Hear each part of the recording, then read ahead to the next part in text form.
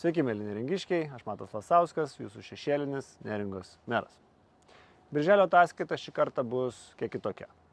Nebus atskirų 3 temų, kalbėsime apie vieną didelę temą, kuri susideda iš daug dalių ir kuria viskas tarpusavyje yra susiję. Neringa turi daug tvarkų, nuostatų, taisyklių, tačiau tvarkos nėra. Iš pirmo žvilgsnio atrodo miestas funkcionuoja. Turime restoranus, terasas, pirteles, reklamas, jos traukia žmonės, poilsiautojai patenkinti. Tačiau realybė tokia, kad pusė iš jų yra nelegalios. Ir ši tendencija plinta kaip virusas. Jeigu galima vieniems, kodėl to negalima kitiems? Atrodo, jog miestas yra nekontroliuojamas. Kas naglesnis, tas ir gudresnis.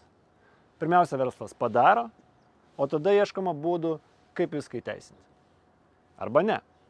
Arba tiesiog laukiama, kol sezonas praeis, bus sumokėtos kelios nereikšmingo dydžio baudos ir pasibaigus sezonui lauksime kitų metų su tokiomis pačiomis problemomis ir tikriausiai net kiekybiškai didesnėmis. Norite konkrečių pavyzdžių? Sangrita. Visas komercinis pastatas prie jūros kartu su zuikio daržu ir gyventojų miško terasomis. Gultai ir pirtis šiaurinėme paplūdimyje, restoranas laive Denis. Visi jie turi teisinių niuansų. Ir sąrašas tikrai nebaigtinis. Kažkieno ten rasa per didelė, kažkas švartuojasi ten, kur nenumatyta, kažkieno lauko baldai valstybinėje žemėje arba staliukai ten, kur turėtų būti automobilių parkingas ir panašiai. Beveik visi šie pažeidimai yra ištaisomi. Išskyrus pirtis, kurios šiai dienai nėra jokių galimybių įteisinti. Neringos miestui reikia apsispręsti. Ko mes norime? Ar norime išardytų terasų, daug parkingo aikštelių ir minimalios paslaugų ir pramogų pasiūlos, ar mes norime gražių, išradingų, traukiančių ir pridėtinę vertę kuriančių, tvarkingų ir teisėtų sprendimų, kurie neša naudą visam miestui. Aš matau tik vienintelį kelią. Mes privalome susitvarkyti.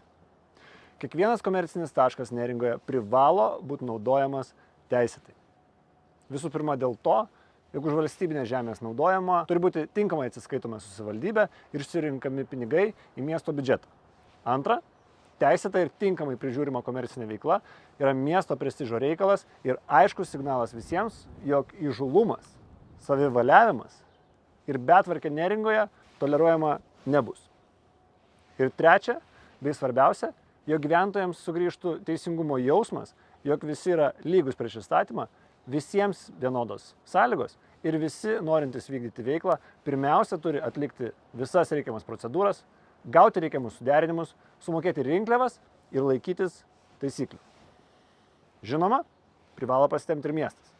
Vietoje to, kad būtų išspręsti sudėtingi ir nemažo popierizmo reikalaujantis klausimai, pasirenkama tyliai susitarti už akių ir užmerkti akis akivaizdiems pažeidimams, net negalvojant, kokį sniego gniūžtės efektą jie kelia ateičiai.